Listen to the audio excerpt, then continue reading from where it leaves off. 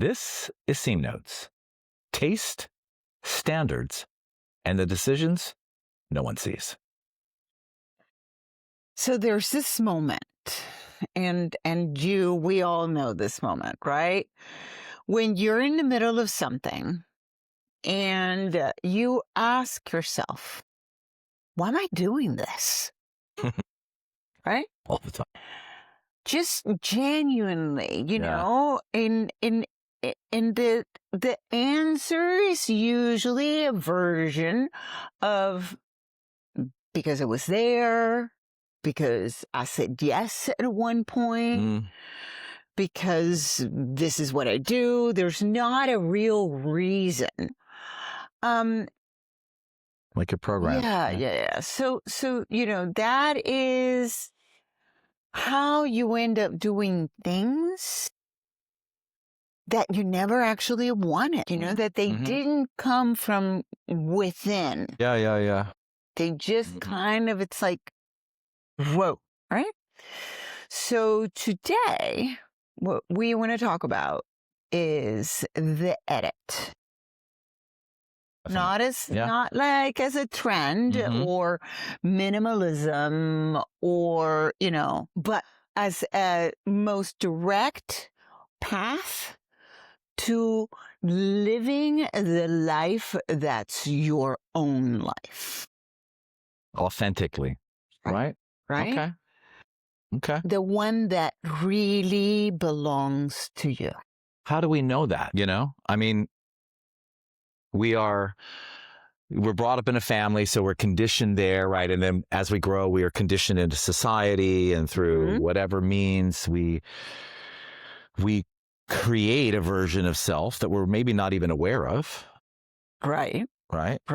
So how do we edit something that we may not be aware of, right? And then we're relating it to a self that we may not even be connecting to. We're just kind of in this robotic mode, right?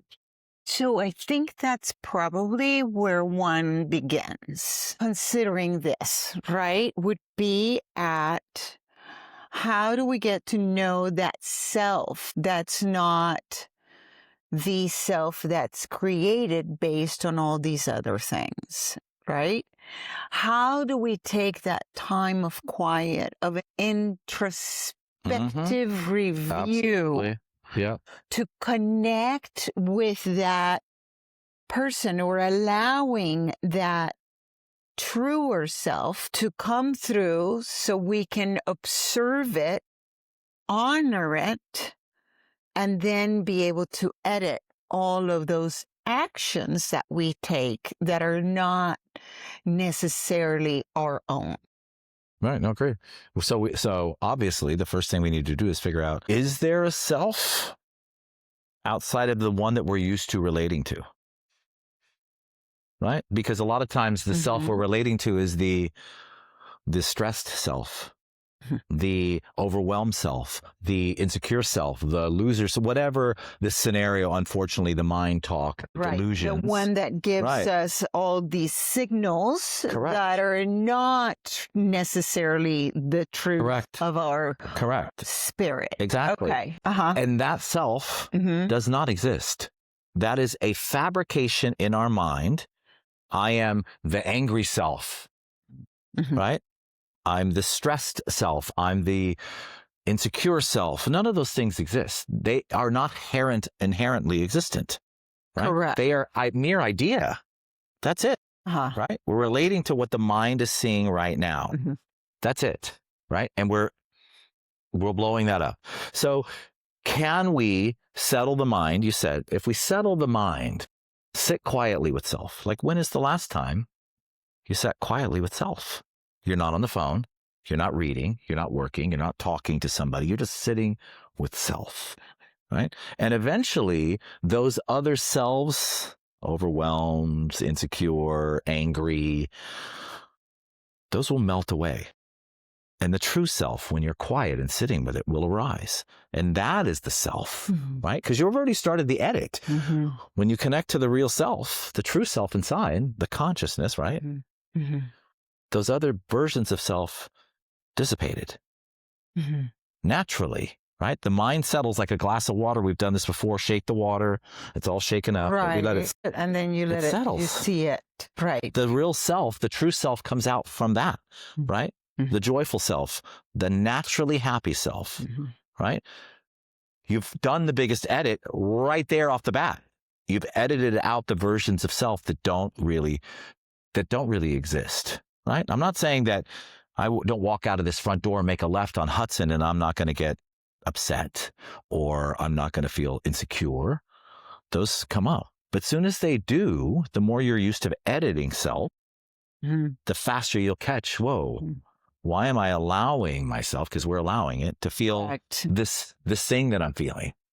And I'm not saying pushing things down. We're actually editing them out.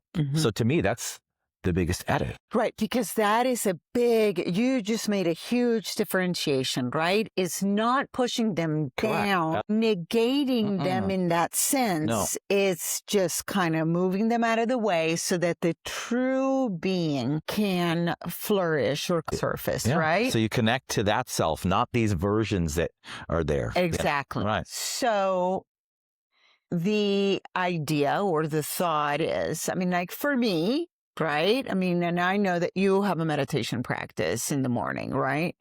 So one of the things I do is I do free flow thinking in the morning. Yeah, you've said writing, this. I like that idea. I really do. Where what I do is I take a notebook and I have a pen, and of course I got to go with my favorite ink and my favorite pen. She has all these color pen guys. So when we do this, right, she's got like, I'm not exaggerating, 10 different pens. And I'm like, wow. And she writes, this line in this color and this thing in this color. I'm like, okay. Because it all gives me, I'm able to see it different. It gives me depth into what I'm seeing. But obviously you're not colorblind. Not at obviously. Okay, good. And then we're point. Yes. Right? So there is a different color every day, but I only write in one. And what I do is there's no phone, no nothing. It's this is once you're out of bed, right? Not while you're in bed. Sometimes I do it in bed. Okay. Interesting. Right? My husband will bring me my cup of coffee. Lovely. We'll say good morning. And as I'm drinking my coffee, I do it. Right there. So my notebook is always by my bed. Yeah. Sometimes I do it after I get up and I go and I sit at the dining table and do it there. Okay. But it's free flow writing of the thoughts that are happening in real time. The same way that you sit quietly and you observe your thoughts, I just put them on paper.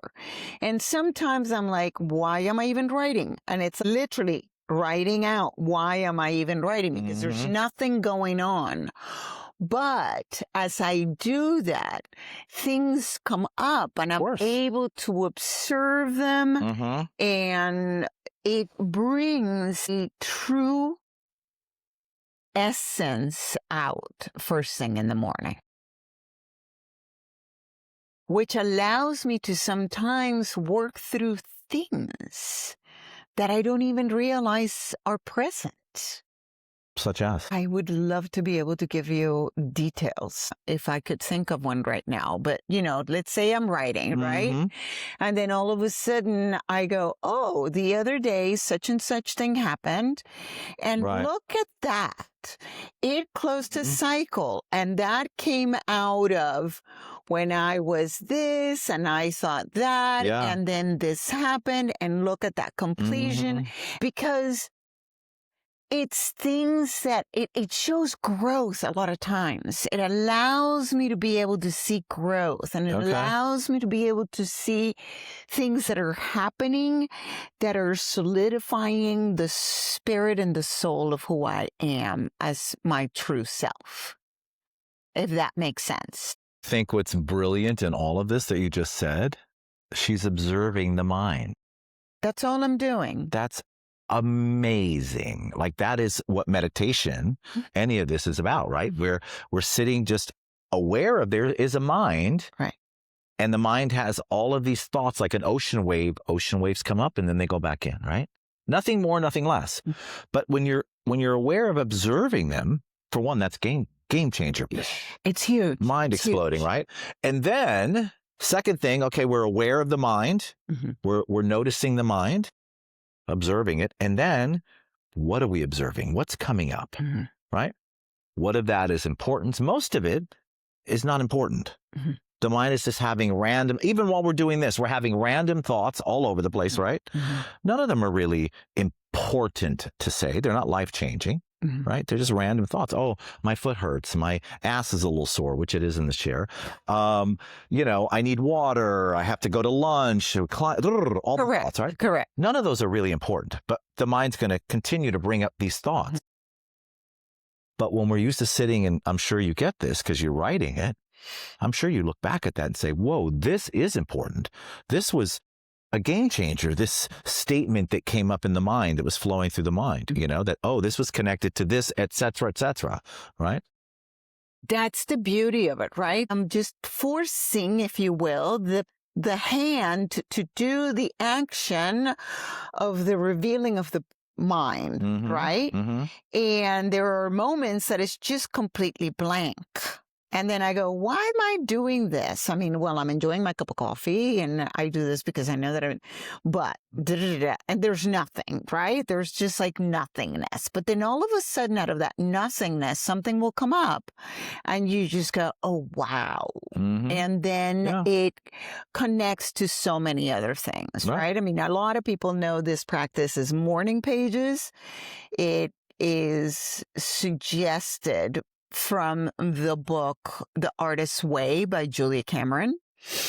And when I first started doing it, sometimes I do half a page, sometimes I do all 3 pages, sometimes it just depends on what's going on. Of course, yeah. But most of the time I do get to my full 3 pages of like a full-size notebook page, right? And wow. 8.5 by 11, 3 full pages of the thing, right?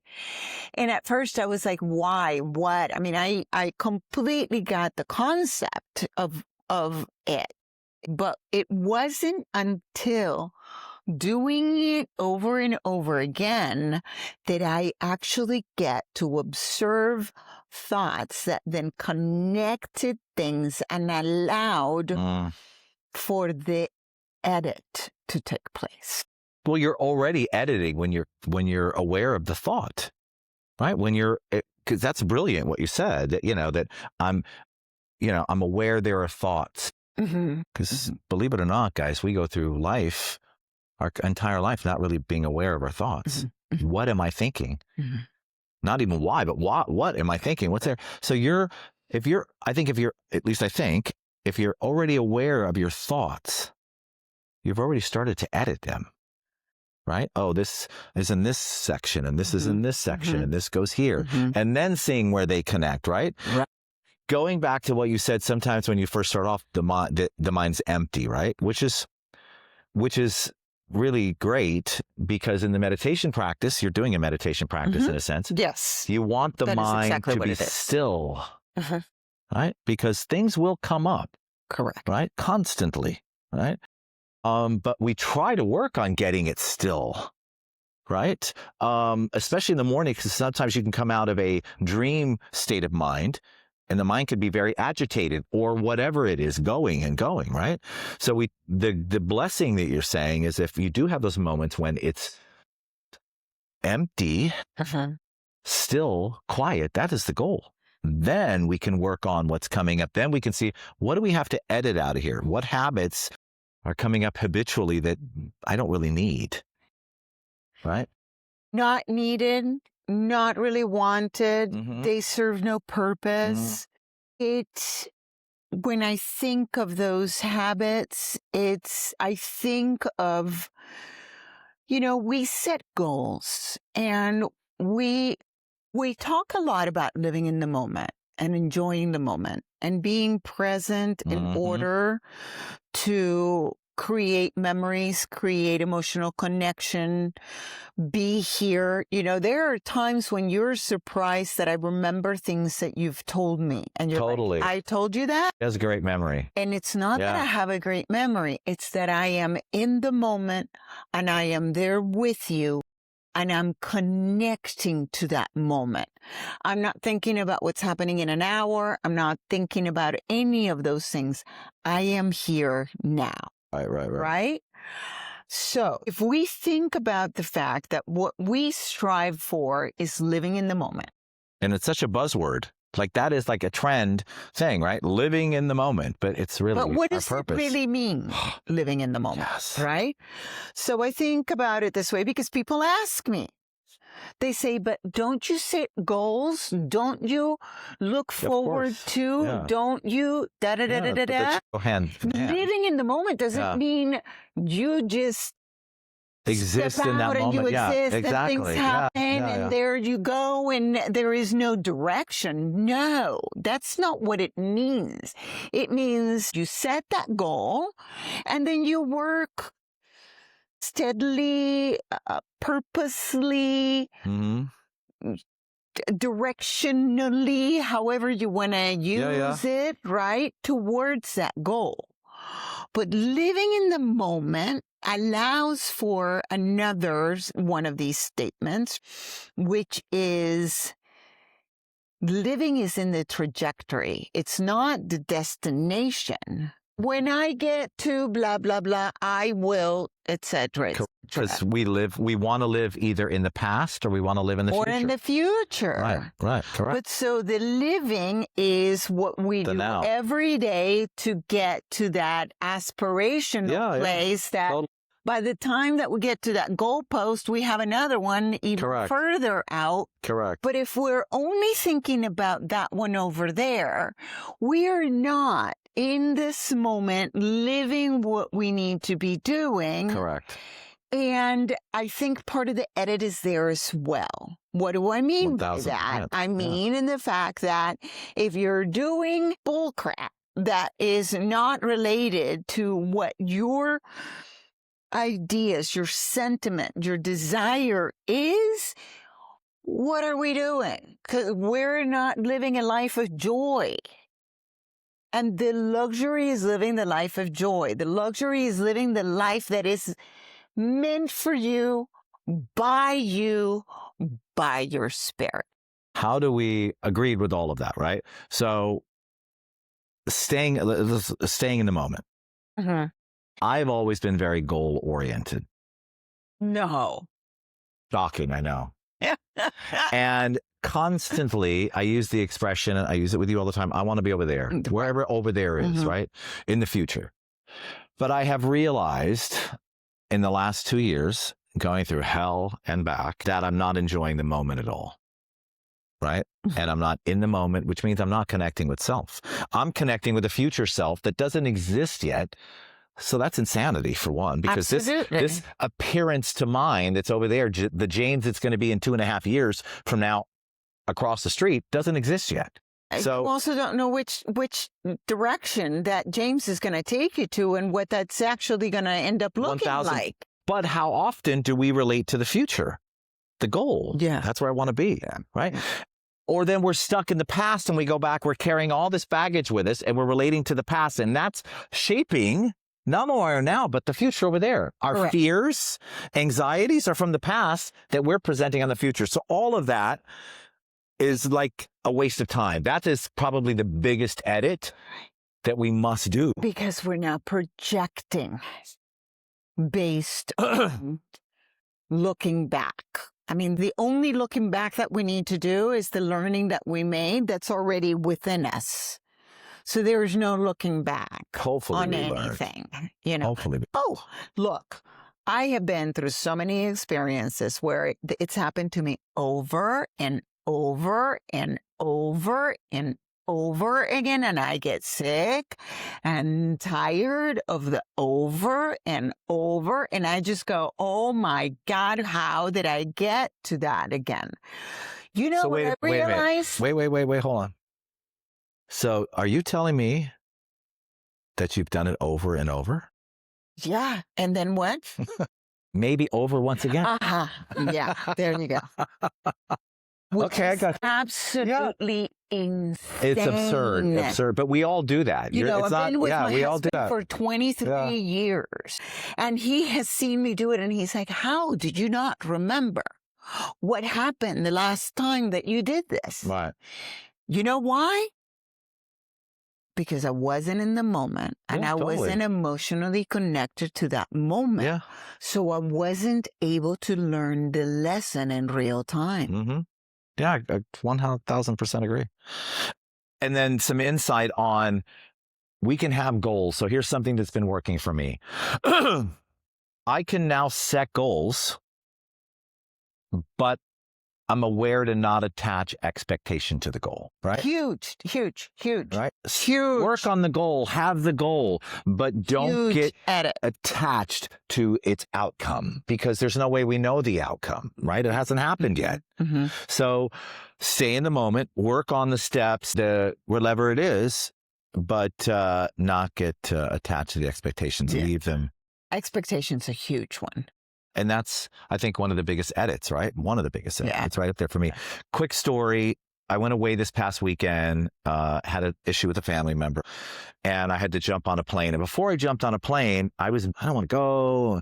I don't want to do this, but you know what? I'm going to do it. Mm-hmm. All the edit stuff that we talked were born into.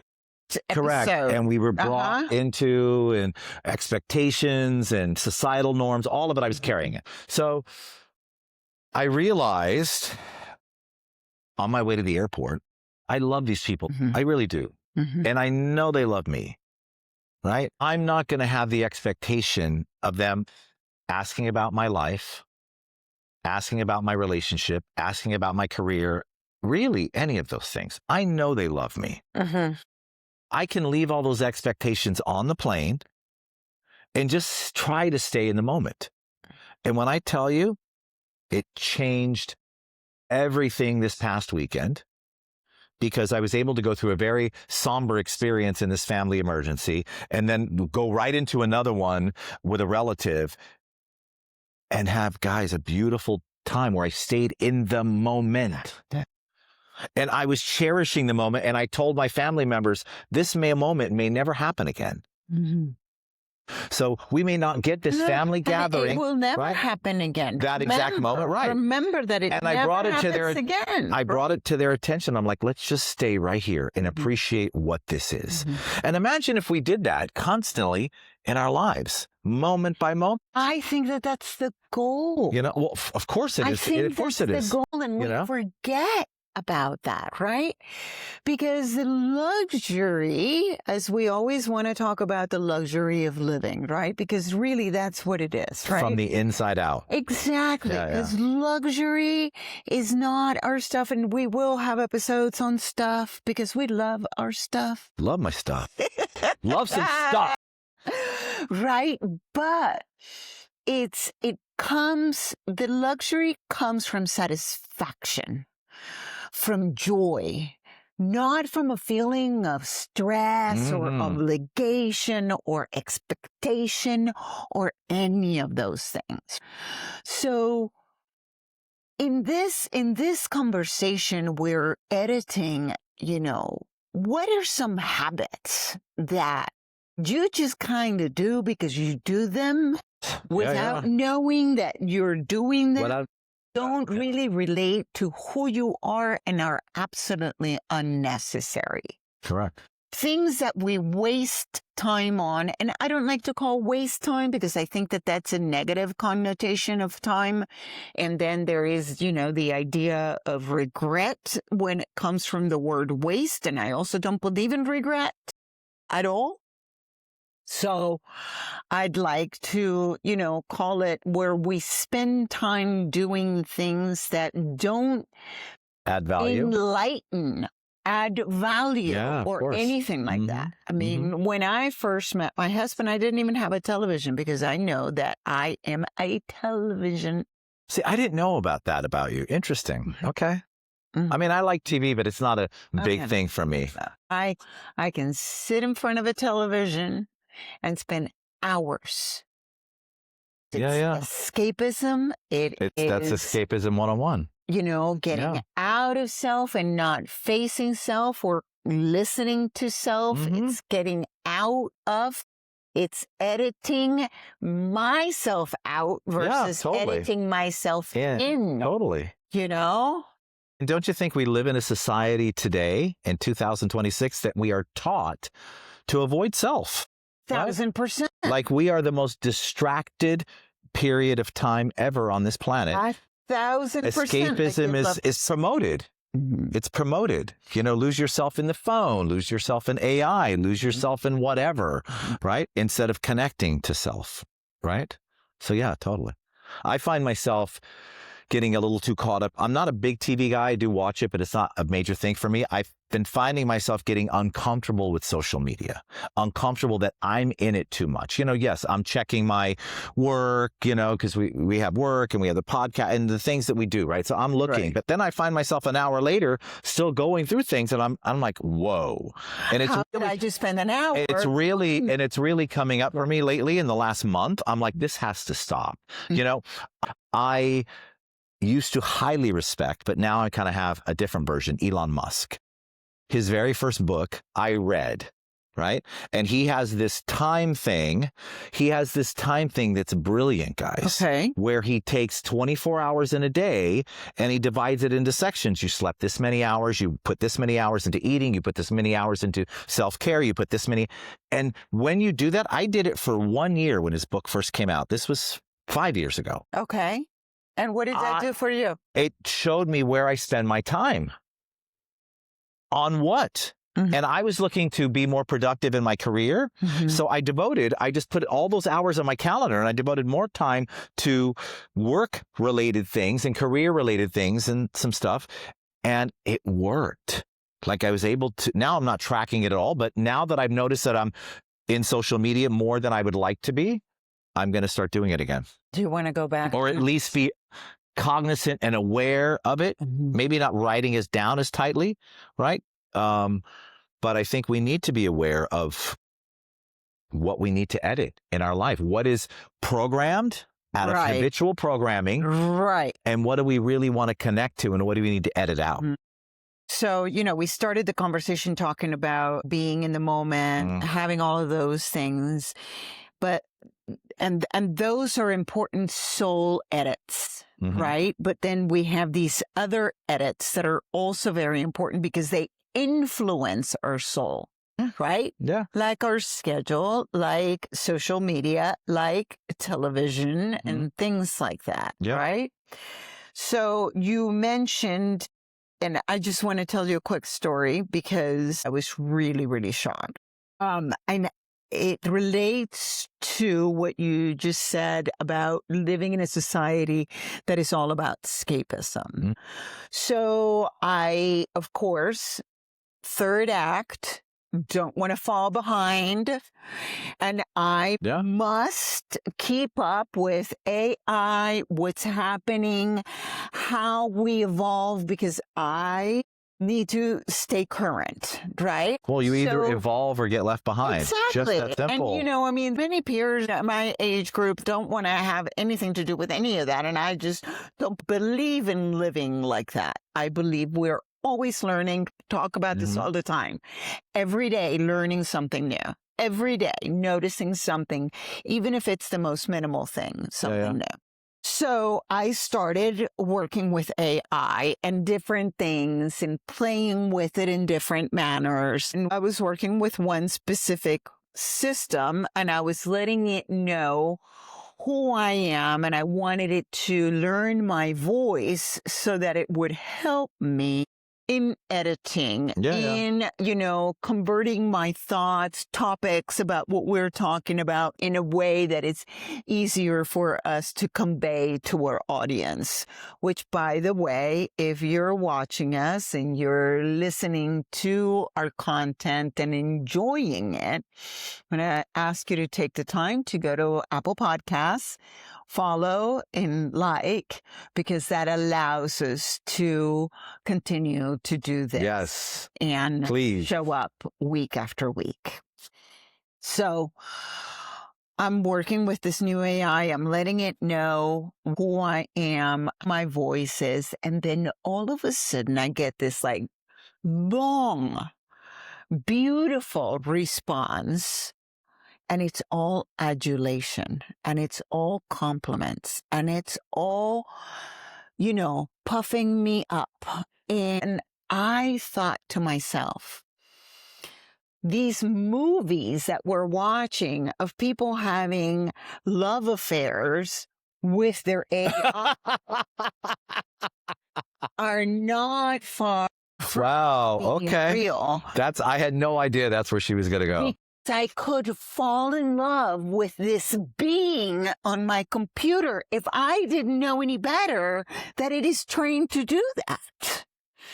If I had no self-esteem or self-worth or any of the maturity that I have at this level of my life, I would fall for that. Well, you see how that could be dangerous, and it is dangerous right now. It is. In a second. Yeah, for sure. I was baffled. Was it gratifying at all? There was some of it that was, must have been. Yay! But that's where I saw the danger. Immediately. It was like, it was, sirens going off as to the danger of this thing. Danger, Will Robinson, yeah. Where our youth and our society is getting lost because this isn't happening. A thing of the past, yeah. It's happening with a screen in front of us. Whoa. I mean, I know I went on a completely different tangent here, but it just was amazing to me. Do I need to warn Mario? I think I need to call her husband. Right? I don't know that you need to. What was very gratifying was the fact that I was so aware of what that was and danger. What it was doing and the risk of it. Right. Of course. And I think that we all need to be aware of that because that is really dangerous territory. Well, this is awareness. Everything we're talking about here on SeamNotes is basically really connecting to the mind and being aware. Always. All of it, right? Always. Whether it's being aware of AI, you're connecting to self, and the self must be aware of all the delusions, of all the edits we want to do. Right, all of that's what it was. Yeah. It just made me understand or internalize or be, again, I will overuse it, more aware of that which is happening, the delusions that are happening in society today. Yeah. And those are the things we must edit. Because we see them as aspirational or we see them as something that's achievable, and a lot of it is a lie. Well, it's all a The lie if we're relating to the right? delusion. Yeah. It's just a facade. It's a mirage. Right. It's an appearance to the mind, right? The eyes see a photograph and they think that's real, but it's just a photograph, meaning whatever's out there. Right. And a lot of it could be AI created too, right? This image that's not even you. Correct. Because you can take a picture of yourself and feed it to it, and then it creates that you that's not even you. But is it? I'll try to say that fast. But isn't that interesting that that's what we do? We are the AI. Absolutely. We're creating versions of self that don't exist, right? Again, the fearful, the ugly, the angry, the loser, the insecure, the whatever it is, right? None of those exist. We're creating. Unless we take the time to edit. Right. We must. Yeah. Correct. Unless we take that time to meditate, to sit quietly, to write it out, to do whatever, to observe our thoughts so we can connect with who we are and then do that. Agree. It has to start with, it has to start with one thing, right? We're saying, edit all this stuff. How do we do that? Yeah. You have to connect to self. How do we do that? Quiet. Right. Sit with self. Right? Yeah. Anything else you want to add to this conversation as far as editing in this manner? Not in the editing of people, but in the editing of habits and things that we tend to do, fall on. Agree. I think, from the Buddhist perspective, all of these edits, all the delusions that we need to edit, anger, suffering, miserliness, fear, those are the things we need to edit. We need to be aware that they are not permanently part of you. If we get angry, it's a momentary thing. Edit that. Edit the fear, right?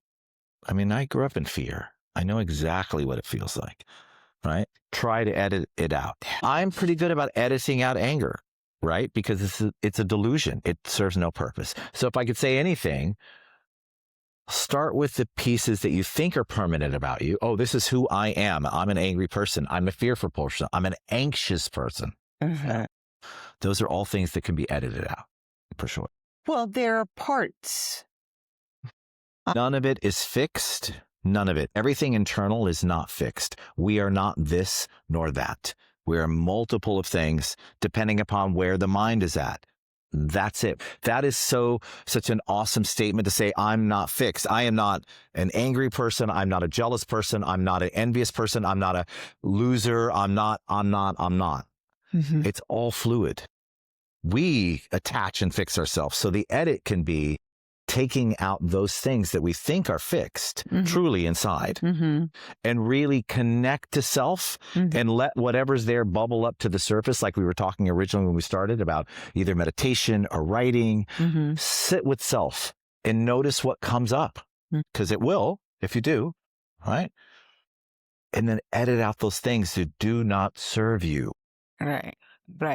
So that's really it. So basically that's our weekly takeaway, right? That's exactly what we're saying. So this week, remove one thing that you have been keeping out of obligation, a commitment, a habit, even it could even be an object, something that you have that makes no sense in your life today. Just one edit. And notice what that space feels like. This is SeamNotes, luxury from the inside out. Episodes every Wednesday. We shall see you next week.